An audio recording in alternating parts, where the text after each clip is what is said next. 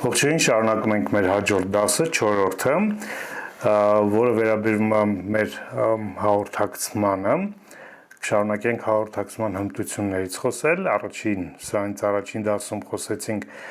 մի քանի կարևոր հմտություններից, դրանք էին թե համալարումը, էմոցիոնալ, զգայական, հուզական համալարումը, մտածողությունը, ակտիվ լսողությունը,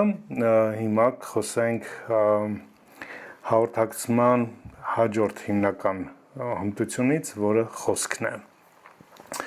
Մեր կյանքում խոսքը կարևոր է, մեր ծնված պահից մենք լսում ենք խոսքերը, ինչ-որ մի պահից մեր կյանքում մենք սովորում ենք խոսել, եւ ողջ կյանքի ընթացքում խոսքը, խոսելը, հասկանալը խոսքերի իմաստը, մեր հաղորդակցության կարևորագույն միջոցներից է։ Աստծո խոսքը շատ բան ունի ասելու խոսքի մասին, հետաքրքիր է, որ սկզբում էր բանը Աստծո մոտ էր, բանը Աստված էր եւ ամեն բան նրանով եղավ եւ առանց նրա ոչինչ չեղավ, բանը խոսքն է նաեւ, Կարծես արարչագործությունը խոսքով եւ խոսքի համար ստեղծվեց։ Եվ Աստծո որդին էլ, Աստծո հայտնությունն էլ խոսքա կոչված։ Ուստի տեսնում ենք, որ Աստված մեծ շեշտ է դնում հաղորդակցության մեջ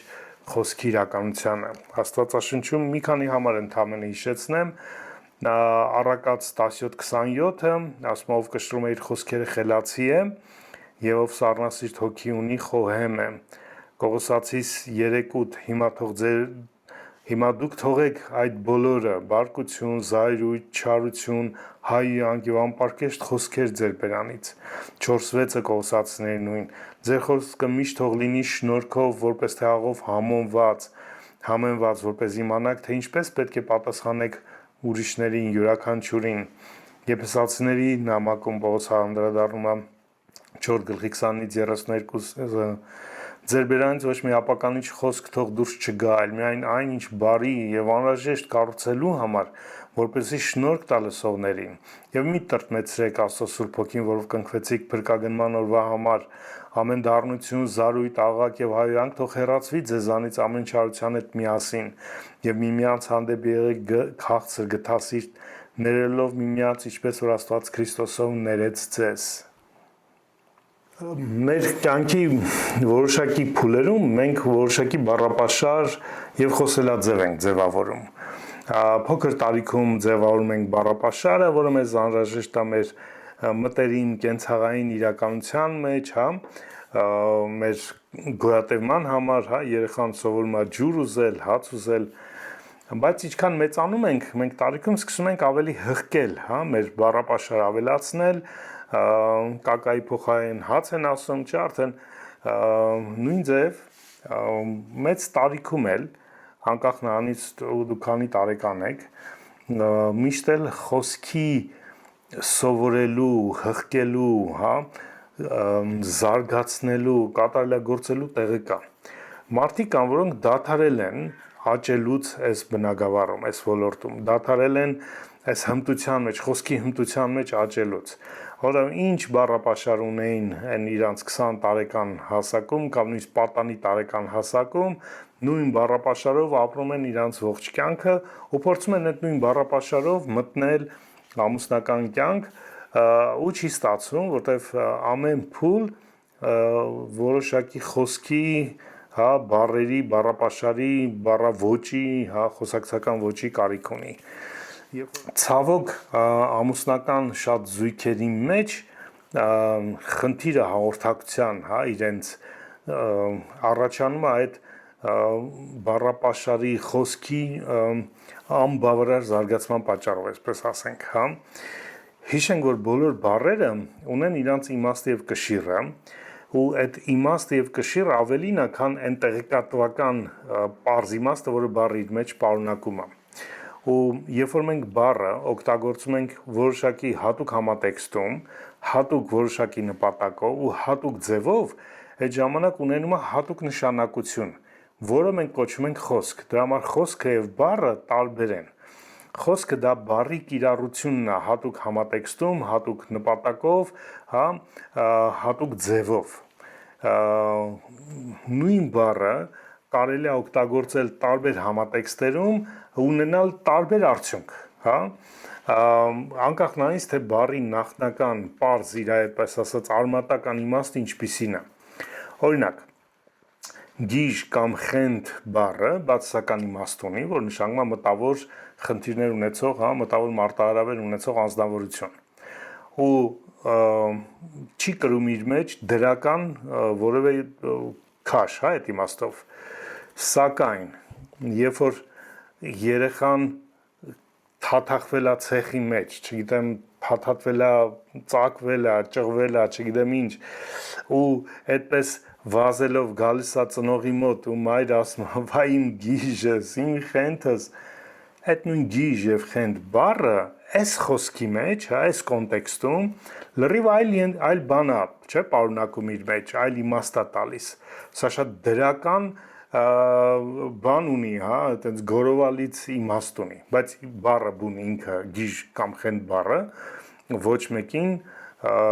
համար դրական չի հնչում։ Այսինքն բուն բառի նախնական իմաստը չի կարևոր, հա,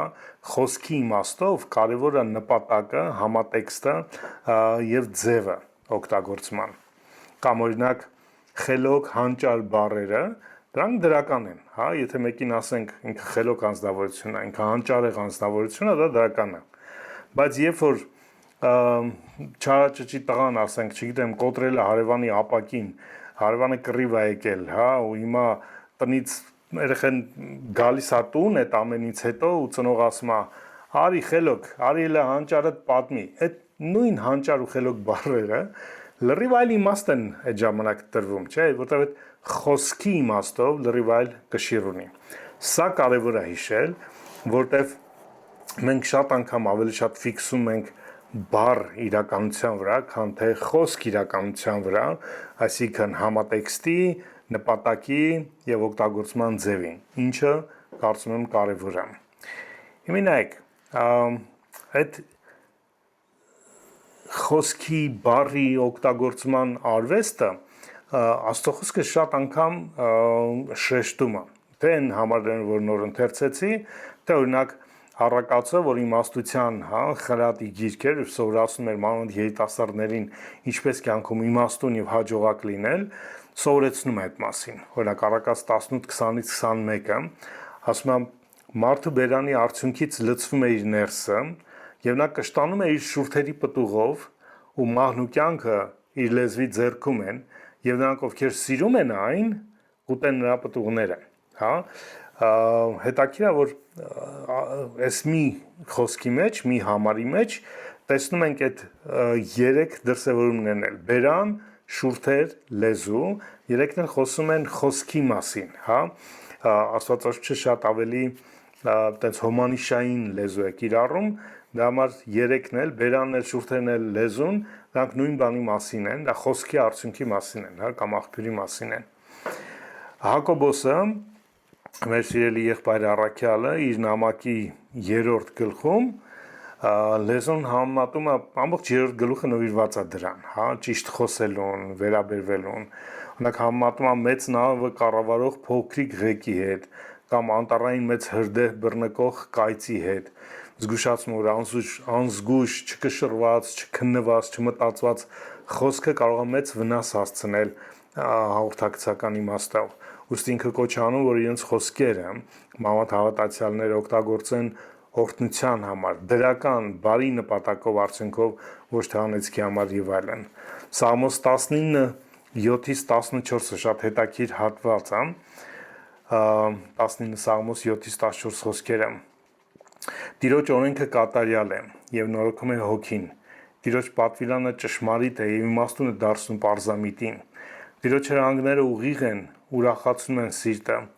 Տիրոջ պատվերները մաքուր են, լուսավորում են աչքերը։ Տիրոջ վախը սուրբ է, մնում է հավիտյան։ Տիրոջ դատաստանները ճշմարիտ են եւ լիովին արդար։ Դրանք ավելի ցանկալի են, քան ոսկին, քան մեծականակ զտված ոսկին, եւ էլ ավելի քաղցր են, քան մեղրը կամ մեղրախորիսխը։ Ու քո ծառան էլ Տերը խրատվում է դրանցով, եւ շատ հատուցում կա դրա պահպանության մեջ։ Ով կարող է իմանալ իրենց հանցանքները, իմ ծածուկ հանցանքներից էլ մաքրիր ինձ։ քո ծառային պահիր ամբարտավան մեղքերից, որ իշխանություն չունենան ինձ վրա, եւ այն ժամանակ անհրատ կլինեմ եւ մաքուր կլինեմ մեծ անօրենությունից։ Թող քեզ ընդունելի լինեն իմ բերանի խոսքերը եւ իմ սրտիս խորհուրդները, ով իմ Տեր, իմ Վեմ եւ իմ Փրկիչ։ Շատ գեղեցիկ խոսքեր են, կարելի ամբողջ 19 Սաղմոս ընթերցել իհարկե, բայց ես այս հատվածի վրա եմ ինչու կենտրոնանում, որտեվ հեղինակը Դավիթ մարգարեն թագավորը, որը շատ մտերիմ մոտիկ էր Տիրոջ հետ ու հասկանում էր Տիրոջ խոսքի կարևորությունը։ Օրենքը դա Աստծո խոսքն է, դա այն խոսքն է, որ Աստված խոսել է, չէ, հայտնել է, արտահայտել է իրեն։ Եվ այդ օրենքը կամ խոսքը օգտագործվել են հատուկ համատեքստում, հատուկ նպատակով, հատուկ ձևով։ Ու քանի որ Աստված անթերի է, կատարյալ է, ճշմարիտ է, արդար է, հավիտենական է, ցանկալի է, այդ նույնը Դավիթ ասում է իր խոսքի մասին, որ քո օրենքը կատարյալ է, քո օրենքը անթերի է, քո օրենքը ճշմարիտ է, քո օրենքը արդար է, քո օրենքը հավիտենական է, այսինքն քո խոսքը այդպիսին է, որտեվ դու այդպիսին ես, քո խոսքերն էլ այդպիսին են։ Եվ քանի որ այդպիսին են խոսքերը, այդ կատարյալ խոսքը, անթերի է, ճշմարիտ է, այսինքն լիարժեք է, արդար է, հավիտենական է, ցանկալի է, դրական կառուցող է, արդյունավետ է, գործում է իմ մեջ, դրա համար ասում նորոգում է իմ անձը, իմաստուն է ինձ դարձնում, ուրախացնում է ինձ հասկացողություն է տալիս, լուսավորում է իմ միտքս, ինձ խրատում է, ինձ մաքրում է իմ ծածուկ անօրենություններից։ Այսինքն այն ինչպիսին է Աստծո խոսված խոսքը ազդում է մեր վրա եւ դարձնում է ինչպիսին ինքը է։ Ճիշտ նույն ձևի մեր հաղորդակցության մեջ մեր Աստված խոսքերը ազդեցություն ունեն եւ քանի որ իրանք հայտնում են մեզ, Հիսուս ասեց մարդու խոսքերը, բառերը, այդպես ասած, գալիս են մարդու սրտի ավելցուկից, ինչպիսին է մարդը իր սրտում, այդպիսին են իր խոսքերը։ Եվ սրա պատճառով էլ այդ խոսքերը ունենում են այդ նույն ազդեցությունը ուրիշների վրա։ Սրա համար կարևոր է, որպեսզի մենք մեր խոսքերի վրա մտածենք, ինչպես մտածում ենք Աստծո խոսքերի վրա, որը ազդում է մեր վրա, փոխում է մեզ, այդպես էլ մեր խոսքերը ազդում են ուրիշների վրա։ Ուստի կարևոր է թե խոսելու ժամանակ, թե խոսելուց առաջ մանավանդ, նույնիսկ հետո մտածել, թե մեր ասված խոսքը, այդ բառը, որ ես օգտագործեցի կամ օգտագործում եմ կամ կօգտագործեմ, տվյալ կոնտեքստում, համատեքստում իմ կնոջ, իմ ամուսնու համար ինչ կնշանակի։ Ես այդ բառի իմաստը գիտեմ, մանկուց օգտագործել եմ, չգիտեմ, ընկերներիս մեջ եմ խոսում, որտեղ եմ խոսում, բայց կոնկրետ իմ կնոջ համար, իմ ամուսնու համար այդ բառը ինչ է նշանակում, ինքը ինչպես է լսում դա, ինչ ազդեցություն է գործում իր վրա։ Խնդիրը կարծում եմ այսօրվա մանավանդ քրիստոնեական զույգերում այն է, որ մենք դադարել ենք արժևորել իրար զգացումները, իրար հուզականությունը։ Մենք մի հատ sense բան ունենք, որ մենք ճիշտ ենք, ուրեմն ամեն ինչ կարանք ասենք կամ ինչ ձևով ուզենք կարող ենք ասենք, երբ որ ուզենք, որտեղ ուզենք կարող ենք ասենք։ Այն որ քո շարժառիթը մաքուր է, մնել ճակերտավոր է, որտեղ դու Աստված չես, բոլորի շարժառիթներն էլ ի վերջո էգոիստական երանգ ունեն։ Ու այն որ դու համարում ես, որ դու ուղի խոսող ես կամ պարզ, դեռ չի իրավունք տալիս, այդպես ասած, անպատասխանատու ու անհաշվենկատ լինել, քո խոսքերի ընտրությունների մեջ։ Դավիթ ասում է թող իմ բերանի խոսքերը, իմ սրտի խորհուրդները ընդունելին են քեզ, իսկ քո ամուսնու համար կարող են քո բերանի խոսքերը, քո սրտի խորհուրդները երկուսն էլ ընդունելի լինեն իր համար։ Ոչ միայն ինչ որ դու ասում ես ընդունելի լինի, այլ նաև խորհուրդը ինչու ես ասում, ինչպես ես ասում, ընդունելի լինի քո ամուսնու կամ քո կնոջ համար։ Սրանք կարևոր են, որովհետև մեր ընտրած բառերը կամ դրական կլինեն, կբարձրացնեն, քաջալերեն, կմխիթարեն, կարժևորեն եւ կմոտեցնեն, կամ հակառակը կվիրավորեն, կցավացնեն, կխորթացնեն, կվանեն, կհեռացնեն մեզ իրարից։ Դրա համար կարևոր են խոսքերը քննարկել անգամ։ Մի քանի դիտարկում, խորհուրդ։ Նախ Աստծո հետ ժամանակ անցկացրում, ու ինչպես Դավիթն ասում, խոսքեր ընդունելի լինեն քո առաջ, այդ նշանակում էր այդ խոսքերը քննարկում էր ինքը, հա, որ խոսքը ընդունելի կլինի, որը չէ։ Ու ճիշտ նույն ձևից, հա, խրատա մեզ էլ, հա, խորհուրդա։ Քո ոտքի մեջ հարցը Աստծուն, Տեր, կան բառեր, որոնք գուցե ես օգտագործում եմ, ասում եմ իմ կնոջը կամ իմ ամուսնուն ու չպետք է ասեմ դրանք, հա։ Հարցրա Տիրոջը, Տիրոջ կարծիքը մի հատ լսի, արդյոք մեր խոսքերն ընդունելի են իր առաջ։ Մենք մոռանում ենք, որ մենք ամուսնանալուց Աստծո առաջ ենք խոստում տվել, հա։ Ոնց որ այն որ Աստված միավորեց, մենք Աստծո առաջ ենք պատասխանատու իրար համար, մեկ-մեկու համար։ Դա համար Աստծո հետ էլ գնա քննարկիր, ինչքանով ես դու լավ ամուսին, լավ կին, ինչքանով է քո խոսքը, քո լեզուն, քո բառերը, պատշաճ, ճիշտ, հա, փոխանցում այն ինչ որ Աստված ուզում է փոխանցես, պարունակի այն ինչ որ Աստված ուզում է պարունակեն։ Գուցե դու մտածում կամ խոսում ես բաներ, որոնք Աստծո համար ընդունելի չեն։ Թող Աստված խոսի նաև, հա, այդ մասով։ Գուցե կինը չասի դա քեզ, որտեվ արդեն սովորել է դրան կամ էլ հույս չունի, որ դա կփոխվի, բայց Աստված այդպեսին չի, հա, Աստված անհուսություն չունի, Աստված կասի քեզ, սա դադարեցրու կամ սա փոխի։ Երկրորդ հարցրու ամուսնուդ, կնոջդ, հա, նորից ամուսին կին նույն իմաստով։ Ասա, երբ որ, չգիտեմ, այս բառը, որ ես ասում եմ, քեզ ինչ է նշանակում, կամ կա բառ, որը դուր չի գալիս, որ այս պարագայում կամ այս ձևով օգտագործում եմ։ Օրինակ, մենք ամուսիններով հաճախ ենք խոսում այն բառապաշարի մասին, որ մենք օգտագործում ենք։ Մենք երկուս էլ խոստացել ենք իրար օգնել ավելի լավ լինելու, ավելի ճիշտ խոսելու, հա, ավելի մաքուր խոսելու, ավելի իրար հանդեպ կառուցող հարգալից խոսել ու դա կարևոր է։ Ու երբեմն այո, մենք իրար դիտողություն ենք անում, որ այս բառը այստեղ ճիշտ չէր կամ վիրավորող էր կամ սխալ էր եւ այլն։ Երրորդ քաջալերեք իրար, որ մենք ավելի շատ ու ավելի լավ հարաբերվելու փորձեր ունենանք։ Երբ որ ամուսինդ հարցնում է կամ կինդ հարցնում է, այսինքն ուզում է ոնց որ հասկանա իր այդ բառը, այդ խոսքը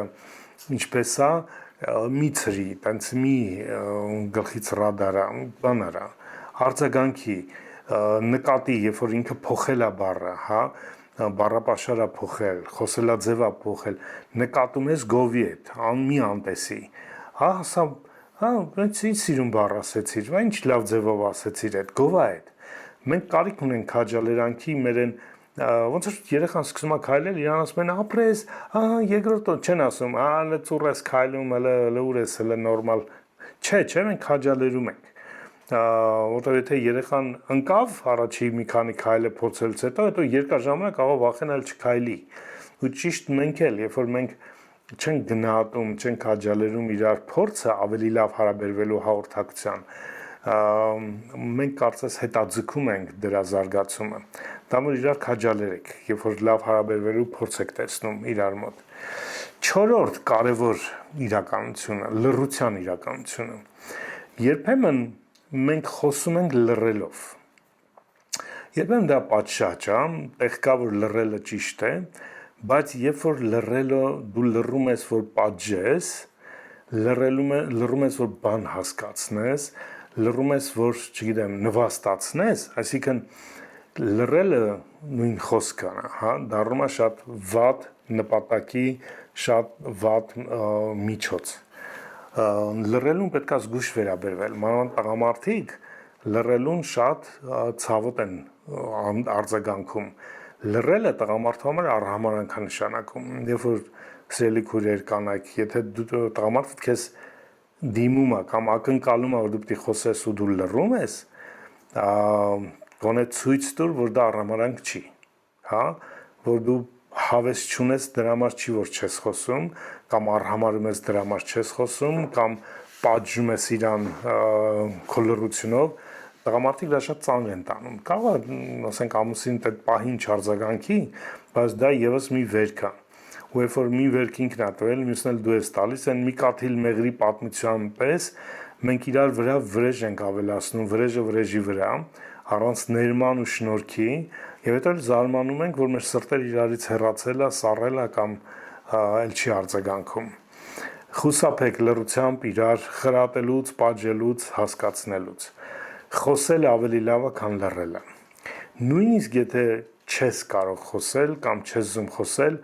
ասակյան կարանք 10 րոպեից խոսենք, հա, հիմա մի տեսակ չեմ կարողանում մտքերս հավաքեմ։ Վсё, ամուսին կասի օքեյ։ Կարևոր դու չանտեսեցիր, չառամարեցիր, դա քո լռելը իրան ինչ որ ձևի ցավացնել չի, հա, կամ ամուսինը կնոջը, հա։ Միշտ խոսեք, խոսել ավելի ճիշտ է, քան լռելը։ Բարի, հասնենք վերջին 5-րդ հաղորդակցման հմտությանը, հիմնական, որտեղ կան այլ հմտություններ, սրանք հիմնականներն են։ Սա ոչ վերբալ հաղորդակցությունն է։ Հովանեսը իր առաջին նամակում 3-րդ գլխի 18 խոսքն է։ Ասում է զավակներ, մի սիրեք խոսքով կամ լեզվով, այլ գործով եւ ճշմարտությամբ։ Ինչու՞, որովհետեւ իրականում մեր հաղորդակցության մեծ մասը գալիս է առանց խոսքի, առանց բառերի իմաստի։ Բառերի իմաստը կարող են լավագույն դեպքում 10-ից 20% կրել այն հաղորդակցման տեղեկատվության, որ դիմացինը կարդում կամ հասկանում է։ Շատ ավելին մենք փոխանցում ենք այդ ոչ վերբալ, ոչ բառային հաղորդակցման միջոցներով։ Ու սա ներառում է օրինակ դեմքի արտահայտությունը, մեծ մասը, ձայնի տոնը, ինչպիսի ձայն ունես, կամ բարձրությունը ձայնի, ժեստիկուլացիան, ֆիզիկական հեռավորությունը, նրա հետ խոսում ես, հագուստը, ինչ ես հագել, հայացքի ձևը, աչքերը եւ այլն։ Դրանք բոլորը կարեւոր են։ Օրինակ, եթե իմ ձայնը բարձր է, ու իմ կինս կամ ձեր կինը կամ ձեր ամուսինը մենք շատ լավ մեզ գիտեն արդեն, մենք մի տարի իրար հետ ապրելուց հետո ամուսինները արդեն լավ կարծում են, իր կենցաղ են կիսել, իրար հետ ամբողջ օրը իրար հետ են, իրանք լավ հասկանում են իրար, այդ ձայնը ինչ է նշանակում, այն հայացքը ինչ է նշանակում, հա, ու միշտ թե կինը, թե ամուսինը ունեն իրանց կնոջ կամ ամուսնու վատագույն տեսակը, իրենց կամ տեսել են դա, կամ պատկերացնում են դա, հա, մենք ի վերջո որպես մարդիկ մոնոտոն չենք, չէ՞, մեր կյանքի պարագաների եւ այլի պատճառով շատ բազմազան ու բարդ, թե արտաքին, թե ներքին տարբեր իրավիճակների պատճառով մենք տարբեր դրսևորումներ ենք ունենում, հա, ու այդ տարբեր դրսևորումների մեջ, եթե նա սպեկտրային նայենք, մենք ունենք ծայրահեղ լավ, երբ որ մենք չափազանց լավ ենք եղել մեր ամուսնու համար կամ կնոջ համար, եւ չափազանց վատը, հա, ծայրահեղ վատը։ Ու միշտ ձգտումը կա մեր մեջ տեսնելու այդ նորից լավագույնին եւ վախենում ենք վատագույնից։ Իսկ այդ վատագույնը այդ նշանակում է ինչ որ ձայնի տոն, ինչ որ բառակապակցություններ, ինչ որ շարժումներ, հա, ու երբ որ մեր վարքի մեջ մենք այդ ոչ վերբալ, այդ վատագույն կերպարից ինչ որ էլեմենտ ենք դրսևորում, մենք մեր ամուսնու կամ կնոջ մեջ արթնացնում ենք, հա, բորբոքում ենք այն վախը, որ ինքը ունեցել է, կամ այդ երևույթի մեզ այդ վատ վիճակի պատճառով, կամ վախը, որ դա կարող է լինի, հա, դա կարող է կրկնվի։ Ուստի կարևոր է, որ մեր հաղորդակցության մեջ, ինչպես նախ դրանից առաջ էլ ասի, որ մենք քննարկենք իրար հետ բառերը, նույն ձևի քննարկենք մեր ժեստիկուլացիան, քննարկենք հայացքի, դեմքի արտահայտության եւ այլ բաները, որպեսզի օգնենք իրար հետ, մենք իրար համար ավելի լավը լինելու։ Ի վերջո, ամուսնությունը դա ամուսին բառից է գալիս, ամուսնությունը ամուսին բառն է, որը համ ընդհանուր, հա, համ միասին համ ուսի եւ ամուսինը գոյականացնում էր։ Այսինքն նրանք, ովքեր ուսուսի միասին են,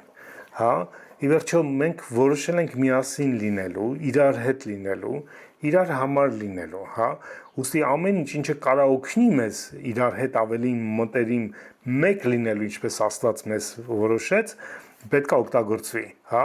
ու այն էգոն, այն եսը, այն հպարտությունը, եսասիրությունը, որ խանգարում է մեզ դրանում, պիտի արմատախիլ արվի զույգերի մեջ։ Այն ինչը խանգարում է ինձ քո համար լավագույնը լինելու, իմ թշնամին է։ Քո թշնամին չի, իմ թշնամին է։ Այն ինչը քո մեջ կա ու խանգարում է, որ ես ու դու մեկը լինենք, քո թշնամին առաջին հերթին, հետո իմ թշնամին է։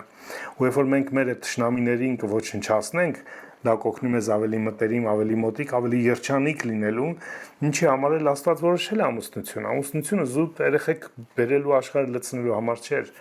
Ամուսնությունը նախ իրար հետ երջանիկ լինելու, սիրելու, ամբողջական լինելու, իրար լրացնելու համար։ Ուստի կարևոր է, որ մենք քննարկենք այս բոլոր 5 հմտությունները, կարևոր են բոլորն էլ, թե դրսևորվող, թե խոսքերը, թե վերբալ, թե նաև ոչ վերբալը, հա։ Ամենքս ունենք մեր ճաշակը, ունենք մեր ոճը, ունենք մեր անհատականությունը ու խառնվածքը, բայց ինչ որտեղ մենք միասին բոլորս, ամուսիններ եւ կանայք, պետքա գան կոմպրոմիսի, հա, մի հատ չեզոք երկու կողմի համար ընդունելի մի հատ տեղ պիտի գանք, որտեղ մենք համաձայնվում ենք, ինչ որ մի բան իմ կողմից զոհաբերելու հանուն քեզ եւ ինչ որ մի բան քո կողմից զոհաբերելու հանուն ինձ, որպեսզի մենք միասին հա այդ մեկության process-ը ունենանք միասին։ Քննարկեք ինչն է անընդունելի տհաճ ու վանող ձեր ոչ վերբալ, հա, հաղորդակցության մեջ եւ ինչն օրինակ հաճելի գրավիչ մոտեցնող ունեցեք կարող եք մի հատ նստեք իրար հետ երբեմն տենց մանավանդ հայ մշակույթի մեջ կարծես ընդունված չի դա չնայած երիտասարդները հիմա ավելի են դրանում առաջ անցել ավելի པարզ ավելի անմիջական են օրինակ վերցնել թղթի թուղթ, հա, թղթի կտոր եւ երկու աղյուսակ ունենալ առաջինը ինչն է քո համար անընդունելի տհաճ եւ վանող իմ մոտ երկրորդ ինչն է հաճելի գրավիչ մոտեցնող, հա, հետո փոխանցենք իրար։ Կարդանք, քննարկենք իրար հետ, ու գուցե այնքան բան բացահայտեք, որ մինչև հիմա չեք բացահայտել, բայց եղեք անկեղծ, մի վիճեք, ես այս չեմ անում երբևէ, դու քեզ թվում է ընդամենը, լավ, հիշում եք, դատավոր չենք դառնում, մասնագետ չենք դառնում, հարց լուծող չենք դառնում, մենք ընդունում ենք պարզ, որ իրա համար այդպես է, լավ, նույնիսկ եթե դու համաձայն չես, դա հաշվի առ, հետևի, հա, քեզ դրանում, քննարկիր դա, գուցե դու դա չես նկատում, բայց դա անում ես, կամ որ պարագայում է դա դրսևորում, ճշտի, դա ես երբ եմ անում, ինչ ժամանակ է, ոնց կարող ենք խուսափենք դրանից եւ այլն։ Երբ որ հետևենք այս պայմաններին, զարգացնենք այս մեր բոլոր հաղորդակցության հիմնական հմտությունները, հավատացեք, ձեր հաղորդակցությունը շատ ավելի առողջ կլինի, լիարժեք կլինի, որը նաև կանդրադառնա ձեր հարաբերության վրա, ձեր զգացումների վրա, ձեր, չգիտեմ, ամեն ինչի վրա, ամուսնությունը կդառնա շատ ավելի պայծառ, գեղեցիկ ու երջանիկ։ Աստված օրհնի ձեզ, հուսով եմ օգտակար էր, մենք դեռ կշարունակենք խոսել, ունենք էլի հետաքրքիր եւ կարեւոր թեմաներ ամուսնության վերաբերյալ։ Աստված օրհնի ձեզ։